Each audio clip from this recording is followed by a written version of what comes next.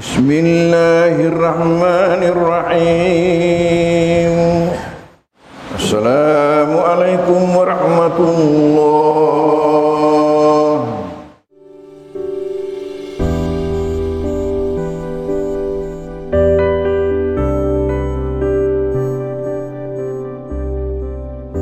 Dan dia mengajarkan kepada saya bahwa satu ketika nanti kamu nak jadi pejabat atau menjadi tokoh masyarakat, jangan sekali-kali engkau suka cari-cari muka di atas di hadapan pemimpin. Dan ketika engkau dijanjikan satu jabatan tetapi ada deal-deal, maka jangan engkau terima jabatan itu, karena satu saat nanti kau akan bertanggungjawabkan di hadapan Allah Subhanahu wa ta'ala. Ada ungkapan yang sering kita dengarkan itu, ma kharaja minal qalbi waqa'a fil qalbi. Apa yang keluar dari hati pasti akan diterima oleh audiens, matemu juga dengan ikhlas juga. Ikhlasannya tinggi dari beliau. Dia katakan bahwa kalau kita mati, berarti kita akan bertemu dengan Allah. Orang yang takut mati takut bertemu dengan Allah. Tentunya ada hikmah, ada pesan tersendiri yang dimaksud oleh Guru Ta. Artinya bahwa kita ini harus siap-siap, pasti kita akan mati. Manusia pasti, setiap makhluk hidup pasti akan mati. Jadi oleh karena itu kita harus mempersiapkan diri. Istilahnya apa yang ada dalam diri pesantren dari Mangkuso itu sebenarnya ada dalam diri Pak Kiai Guru Tawahab, dan Pak Kiai itu sendiri adalah Mangkuso itu adalah sendiri gitu. Jadi ini tidak bisa dipisahkan gitu. Ada suatu waktu di mana beliau ternyata memiliki hati yang lembut ya. Kami kenal beliau sosok yang keras, disiplin, tegas. Namun ternyata suatu waktu saya melihat dengan mata saya sendiri saat bersama anaknya, beliau akan menjadi sosok ayah yang lembut ternyata ya. Seringkali merujuk ke diri saya sendiri gitu. Saya kadang bahkan bertanya, apa mungkin saya bisa meniru ketangguhan, ketabahan, kesabaran yang dimiliki oleh beliau gitu. Itu pelajaran yang buat saya belum yakin bisa mencontoh beliau, tapi itu berkesan sekali buat saya, ketangguhan dan kesabaran yang beliau tunjukkan tanpa pernah mengeluh gitu, terutama di hadapan santri-santri gitu.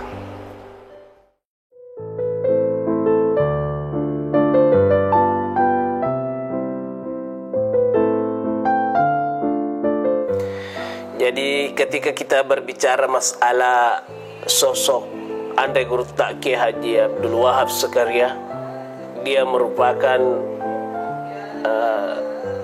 figur bagi saya. Kenapa tidak figur sesudah kedua orang tua saya? Kenapa tidak? Karena dia mengajarkan saya tentang keberanian, dia mengajarkan saya tentang kejujuran, dia mengajarkan saya tentang politik, dia mengajarkan dia mengajarkan saya tentang psikologi. Guru Tawahab itu tanggapan saya terhadap beliau itulah yang yang mendominasi dari manhaj metodologi sistem dalam pembelajaran saya di Tonroke selama sanawiyah dan aliyah 6 tahun itu. Jadi mulai 1989 sampai 1995. Dari pribadi Guru Tawahab itu ada hal yang biasa beliau sampaikan, seperti kerjakan apa yang engkau tidak suka, tinggalkan apa yang engkau suka. Maknanya ada perasaan malas misalkan untuk sholat, untuk belajar, kita harus istilahnya kan kita suka malas, kita harus kerjakan apa yang kita tidak suka. Jadi lawan diri kita, itu maknanya. Bahwa yang kami nilai dari sosok Guru Ta almarhum Guru Ta Wahab, di mana beliau itu sosok yang pertama itu tegas, berwibawa, dan tidak neko-neko. Itu yang saya tangkap dari beliau. Artinya tidak ada tawar-menawar buat beliau. Kalau memang salah ya salah, kalau memang yang benar itu benar. Dan yang paling kami banggakan di sini bahwa dia adalah sosok yang tegas. Jadi dengan ketegasannya itu kami bisa implementasikan di kehidupan kita maupun dalam kegiatan kami sehari-hari tersebut.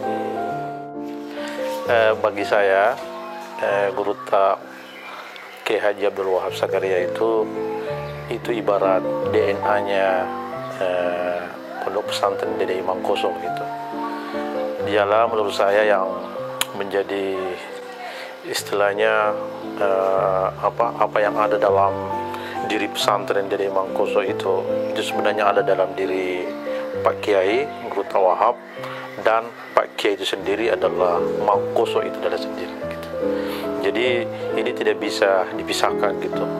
Artinya peran vitalnya dalam mengembangkan pesantren Dede Imam Koso, terutama pada era kepemimpinan Kiai Haji Khalid Wajdi, itu sangat besar sekali gitu. Terutama bagaimana mengembangkan pesantren Mangkoso ketika misalnya berdialog dengan konteks modernitas, konteks globalisasi, itu saya kira sosok Pak Wahab tidak bisa dilepaskan dari situ.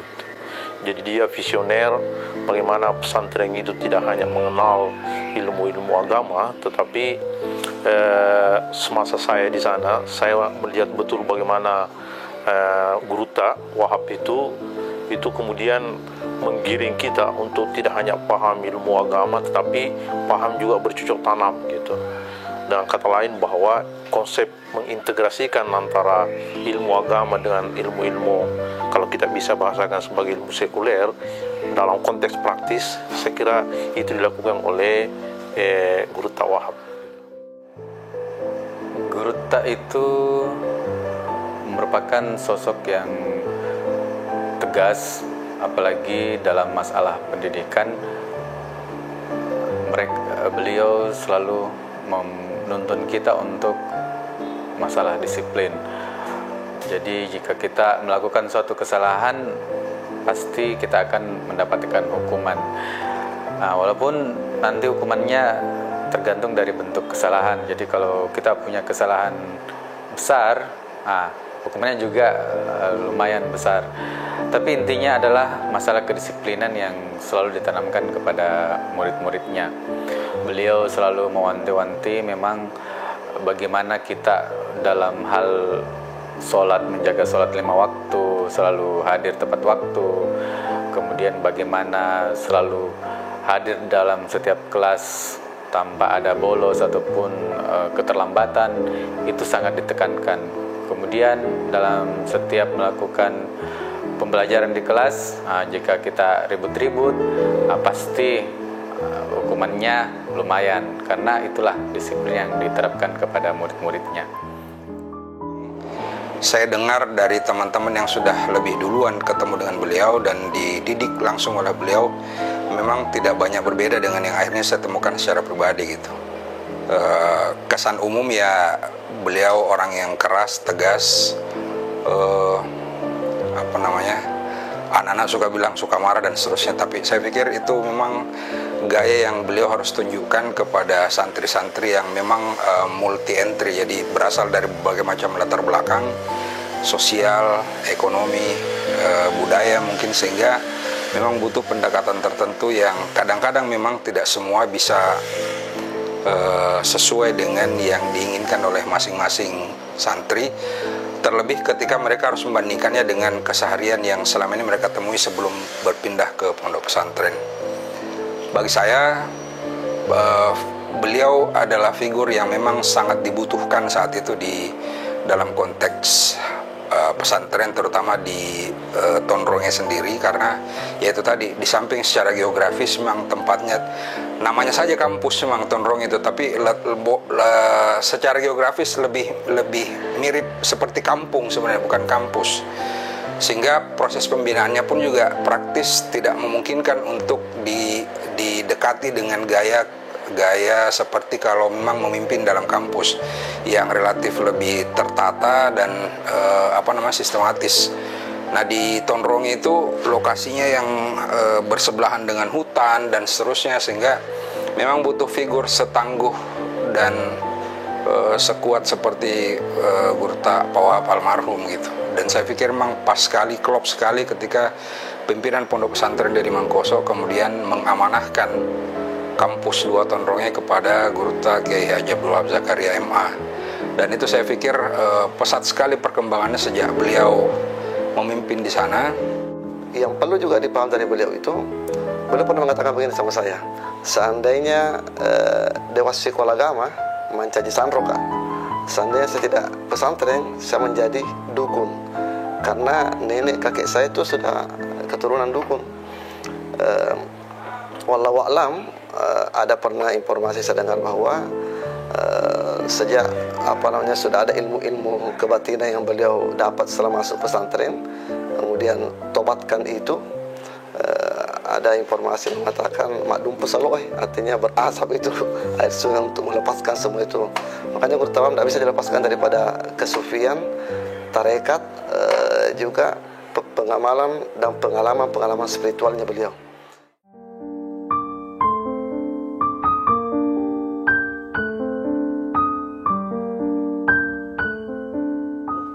Umpamanya keberanian, karena kebiasaan anak Tonrongnya pada hari Jumat, ketika hari Jumat atau malam Jumat datang butuh refreshing, akhirnya kita terkadang jalan kaki turun ke Mangkoso. Tetapi di dalam perjalanan terkadang atau sering guru tak lewat. Semua yang dia lihat pasti dia akan tangkap. Disitulah saya berani satu ketika, betul guru tak, ya jadi yang lain itu lari semua, tinggal saya yang berdiri di pinggir jalan, dan guru tak menyambari saya dan mendekati. Lalu dia mengatakan, Endrako kotor. Jadi setelah saya naik di mobil, dia mengajarkan, jangan kau lari. Sama siapa tadi? Saya mengatakan sendiri puang.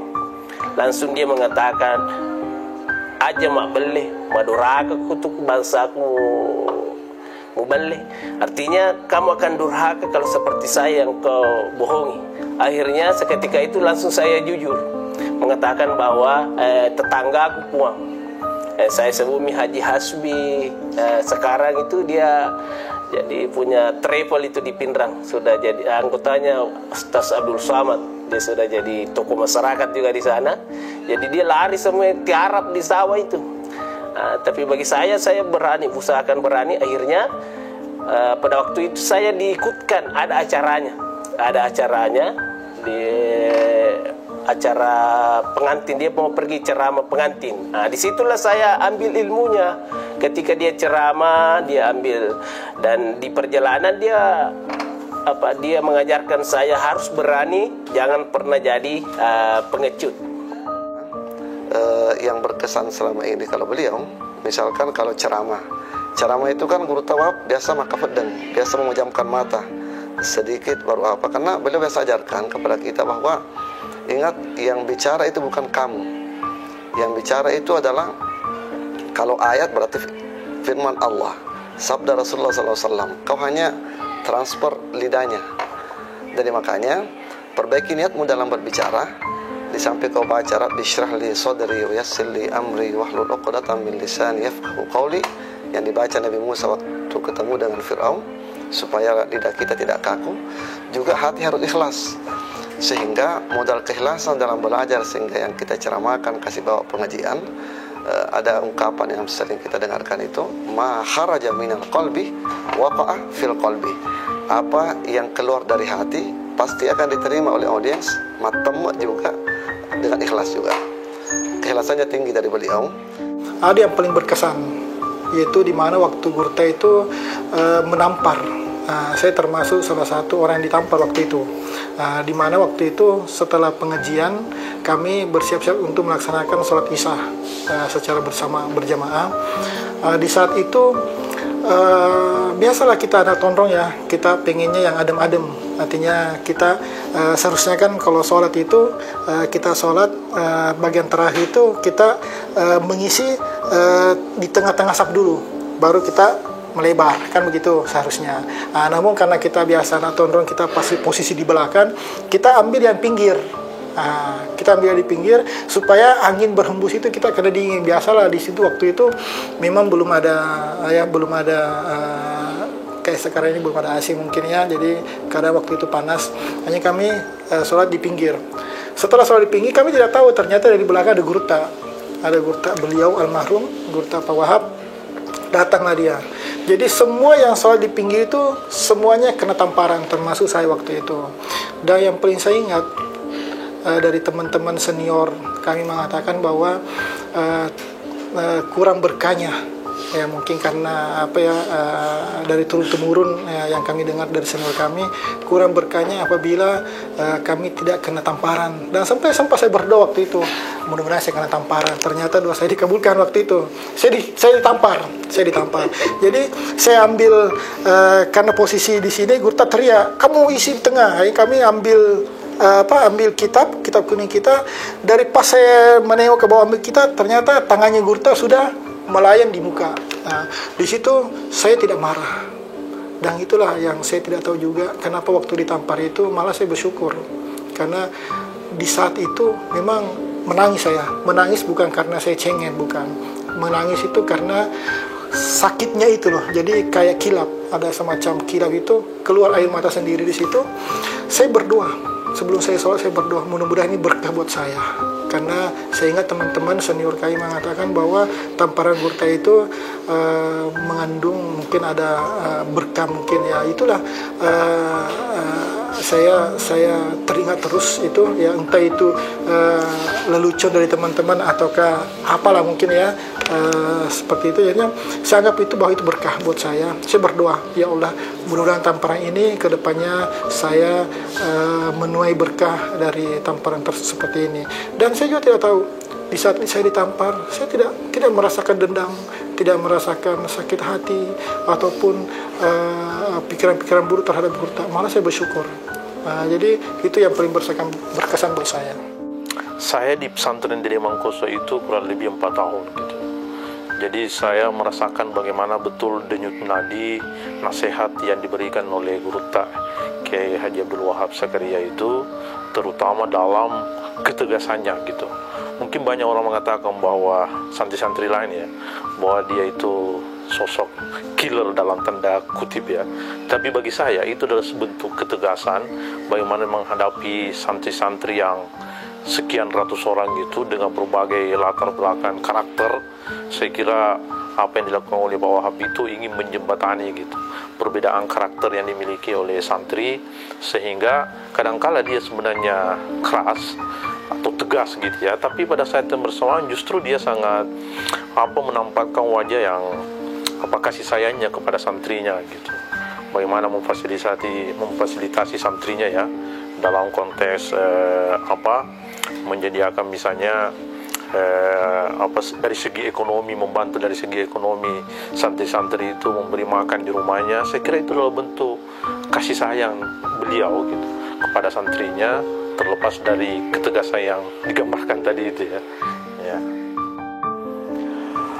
Kalau saya pribadi ada suatu waktu di mana beliau ternyata memiliki hati yang lembut ya. Kami kenal beliau sosok yang keras, disiplin, tegas. Namun ternyata suatu waktu saya melihat dengan mata saya sendiri saat bersama anaknya, beliau akan menjadi sosok ayah yang lembut ternyata ya.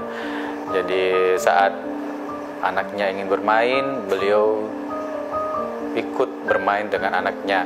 Kemudian saat anaknya ingin digendong atau ditimang, beliau akan melakukan itu, karena bagaimanapun sosok ayah ya harus ada untuk anaknya dan tetap bisa menjadi panutan. Nah, disitulah saya lihat bagaimana menjadi sahabat untuk anak-anaknya ternyata juga beliau mempunyai hati yang lembut, walaupun kita mendapatkan suatu bentuk disiplin atau bentuk tindakan yang tegas kepada murid-muridnya, tapi ternyata beliau kepada anak-anaknya tetap memiliki hati yang lembut seperti itu.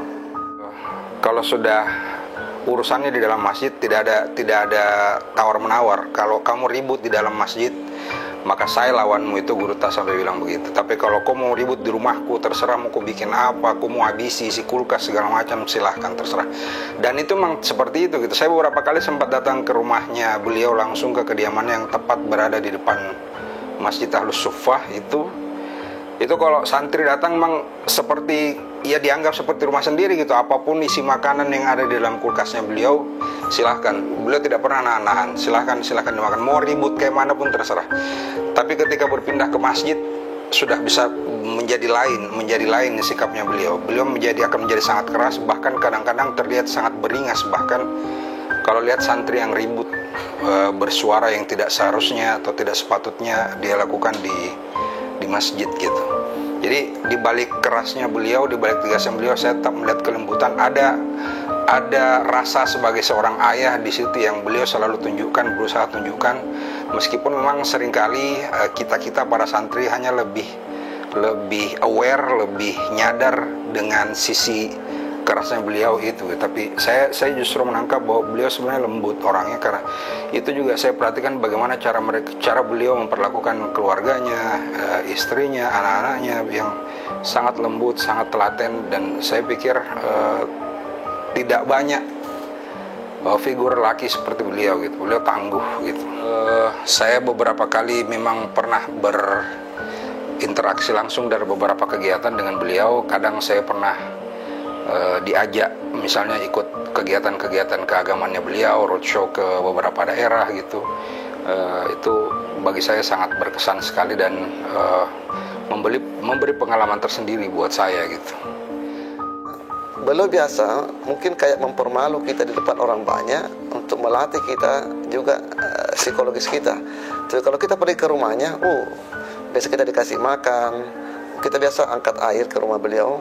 Aja boleh siolok, jangan pulang dulu. Ada kok makan, bisa kita dikasih uang. Jadi apa saya bilang ya? Justru waktu pengalaman pribadi juga, pembimbing banyak teman-teman itu takut di pembimbingnya Guru Tawahab, skripsinya S1-nya, karena Guru Tawahab banyak dan sebagainya. Saya suka karena beliau bukan lagi menjadi penguji. Kalau dibimbing kita, tidak apa-apa kita PP atau apa. Bagus memberi nilai. Kalau sudah diuji, pertanyaan beliau, huruf apa yang pertama kau tulis di skripsimu, huruf apa yang terakhir. Nah ini kan juga ujian-ujian buat kita.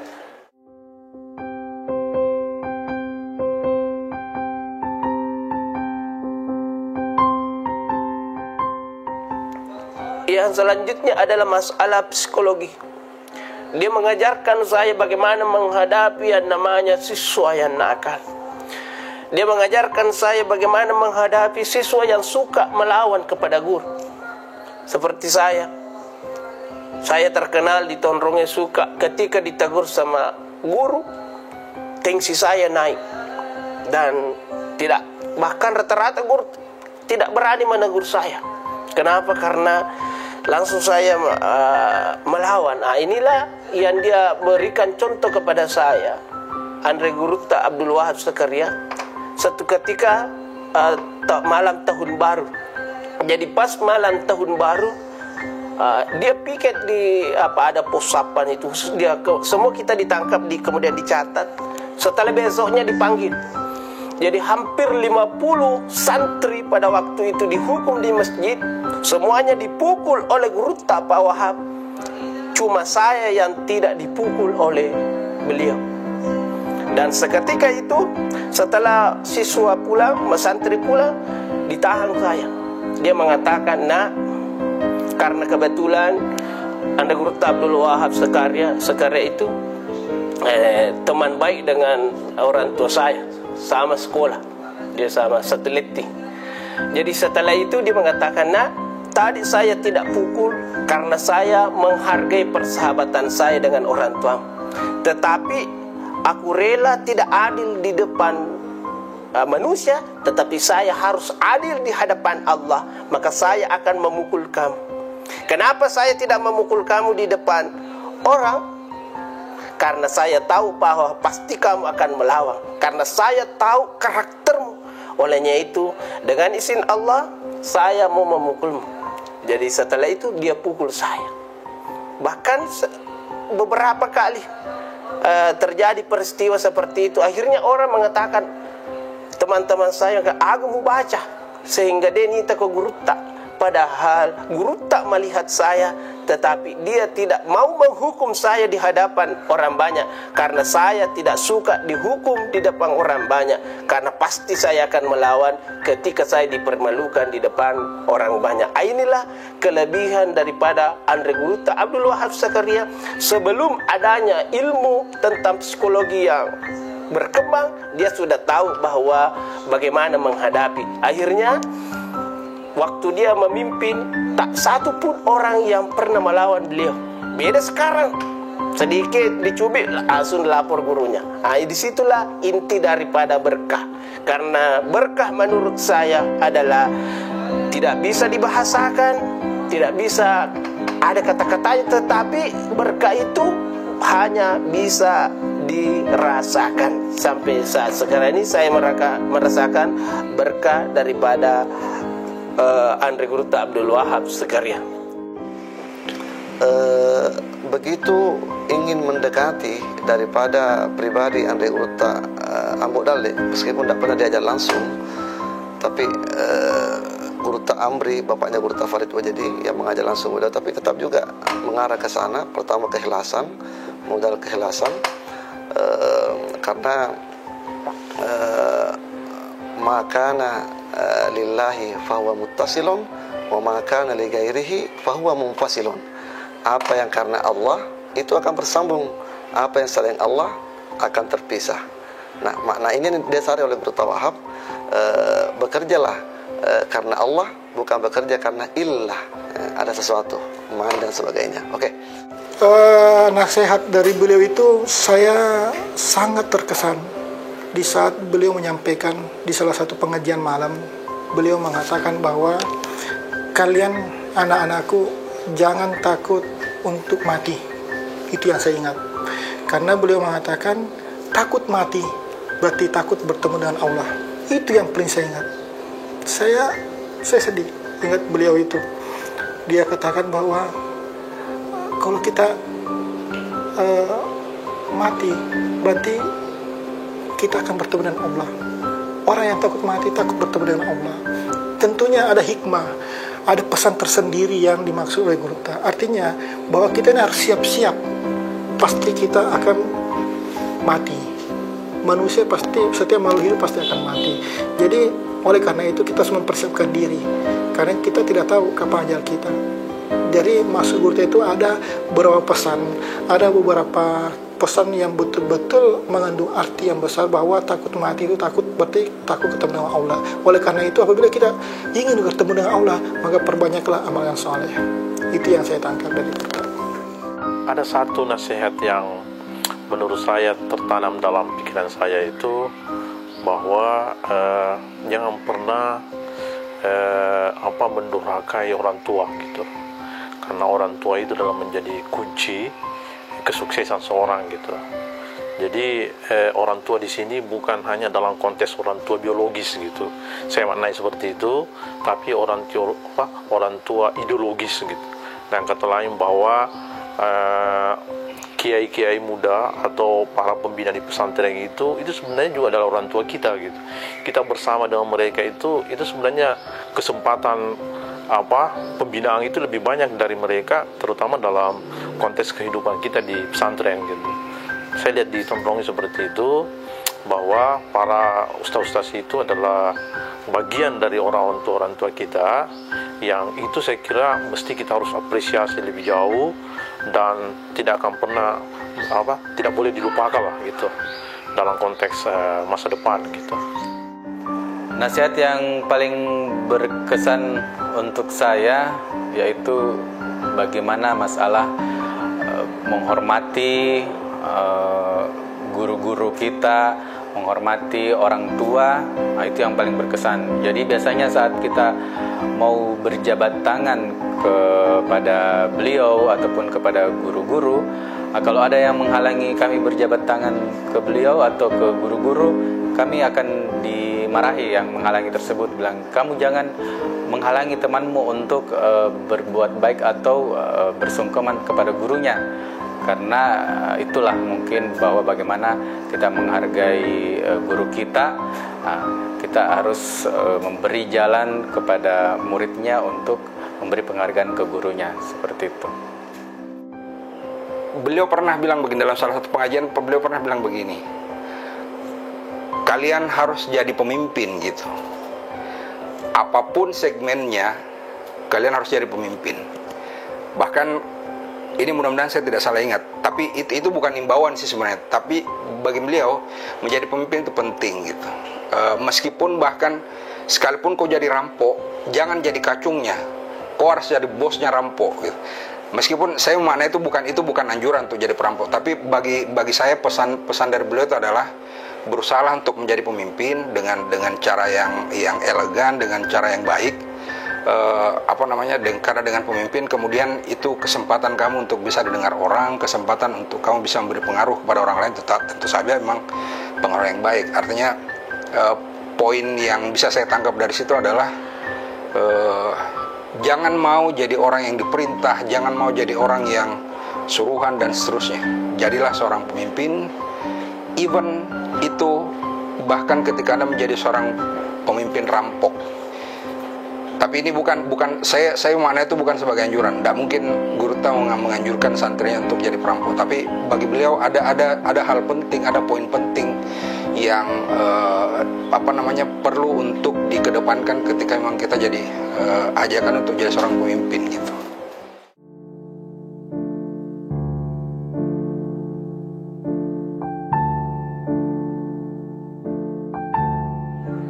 Terus Guru Tak juga mengajarkan saya tentang politik. Seperti apa? Yaitu ketika mau menduduki suatu jabatan, karena satu ketika saya pernah tanya sewaktu dia jadi anggota dewan. Pas dia berhenti jadi anggota dewan, saya tanya kenapa Puang berhenti anggota dewan. Dia mengatakan politik itu macam kotor, banyak godaannya.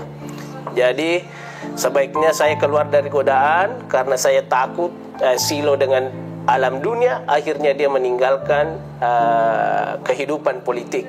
Dan dia mengajarkan kepada saya bahwa satu ketika nanti kamu nak jadi pejabat atau menjadi tokoh masyarakat, jangan sekali-kali engkau suka cari-cari muka di atas di hadapan pemimpin. Dan ketika engkau dijanjikan satu jabatan tetapi ada deal-deal, maka jangan engkau terima jabatan itu, karena satu saat nanti kau akan pertanggungjawabkan di hadapan Allah Subhanahu wa Ta'ala. Jadi terbukti satu ketika saya juga ditawari jabatan tetapi memiliki deal-deal, dan seketika itu saya tolak karena saya teringat dengan pesan Andre Guru Abdul Wahab Zakaria. Sampai sekarang saya patrikan di dalam jiwa saya. Saya tidak akan menerima jabatan kalau ada deal-deal.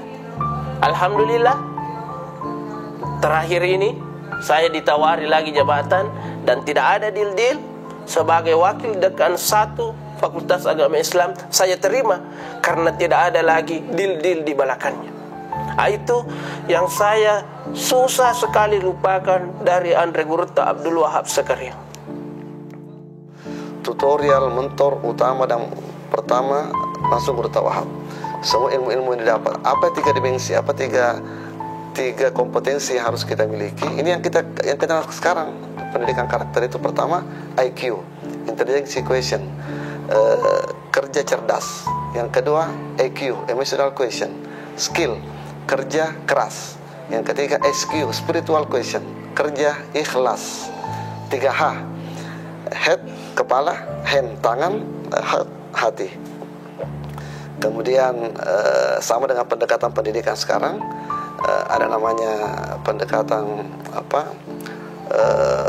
kognitif, akalnya dilatih, IQ-nya, ada psikomotorik skillnya, ada afektif, akhlaknya, spiritualnya. Kalau dalam dunia training, pelatihan diistilahkan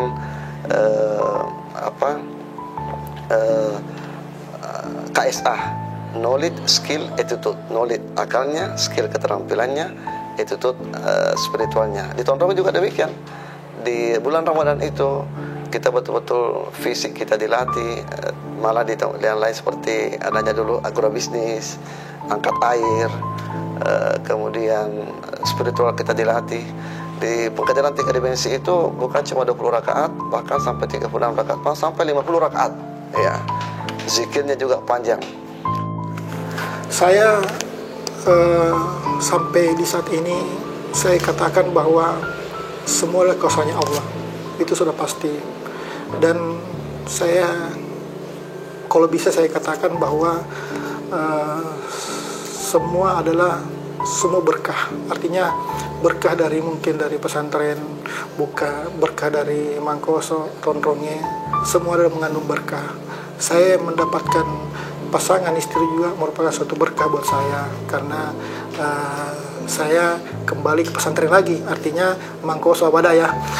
Di situ pengaruh tentang dengan pekerjaan saya sangat luar biasa.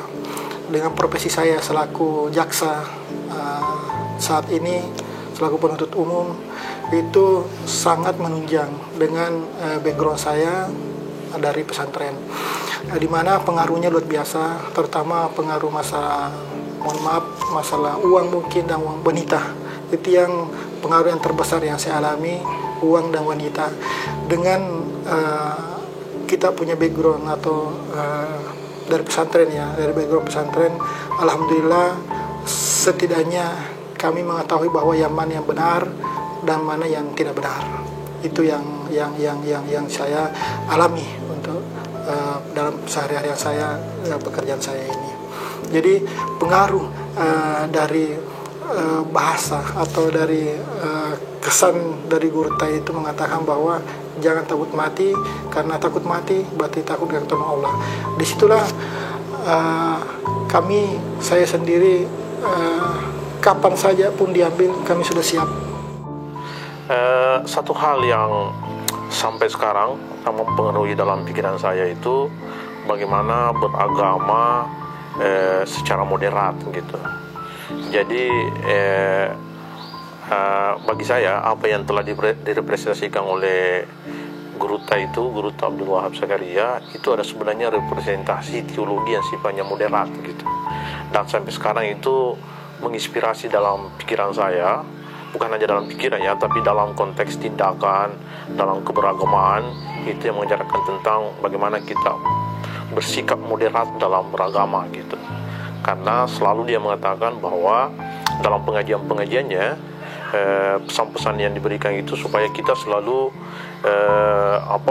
berada di tengah gitu, tidak ekstrim, kemudian tidak juga menjadi liberal gitu, tapi kita tetap berada di jalan tengah, dan itu menjadi titik sentral ajaran yang disampaikan oleh Guru Kiai Haji Abdul Wahab Zakaria gitu. Ajaran moderasi dalam beragama. Nasihat yang paling berkesan sampai saya menjalani kehidupan sampai saat ini, yang tadi setelah saya sebutkan, bahwa kita harus selalu disiplin, kemudian selalu konsisten pada kehidupan yang kita jalani. Kemudian namun dengan itu kita harus juga melihat situasi di mana kadang kita harus tegas, tapi kadang kita juga harus bagaimana berendah diri, kemudian bagaimana kita juga harus menaklukkan orang dengan hati yang lembut seperti itu, kemudian bagaimana kita membuat orang memberikan kesan kepada kita bahwa kita adalah sosok yang mampu melakukan sesuatu, mampu melakukan amanah dengan baik, seperti itu. Saya banyak belajar dari beliau tentang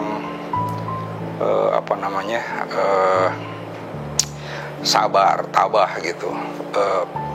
Bagi santri-santri yang memang pernah melihat langsung kehidupan beliau sehari-hari di sana, saya yakin tanpa saya jelaskan secara rinci mungkin paham dengan apa yang saya maksud. Bagaimana beliau tangguh, sabar dan tabah menghadapi kehidupan beliau,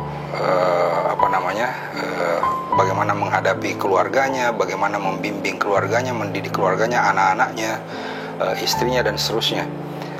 Saya bahkan seringkali merujuk ke diri saya sendiri gitu. Saya kadang bahkan bertanya, apa mungkin saya bisa meniru ketangguhan, ketabahan, kesabaran yang dimiliki oleh beliau gitu.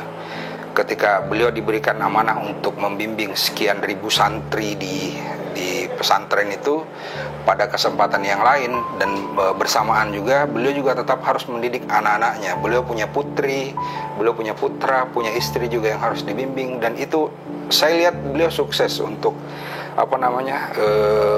menjalankan dua fungsi itu gitu. Fungsi sebagai seorang guru bagi santri-santrinya dan fungsi dan peran sebagai seorang suami dan ayah bagi keluarganya. Santri-santrinya yang pernah bersentuhan langsung dengan beliau boleh dilacak eksistensinya saat ini, di mana di setiap lini hampir semuanya ada gitu, di kedokteran, di pemerintahan, di perdagangan, kemudian ada alumninya yang sekarang sudah jadi kapten dan segala macam. Jadi buat saya itu sebuah kebanggaan yang luar biasa pernah bisa mengenal beliau, dan itu pelajaran yang buat saya belum yakin bisa mencontoh beliau, tapi itu berkesan sekali buat saya, ketangguhan dan kesabaran yang beliau tunjukkan tanpa pernah mengeluh gitu, terutama di hadapan santri-santri gitu.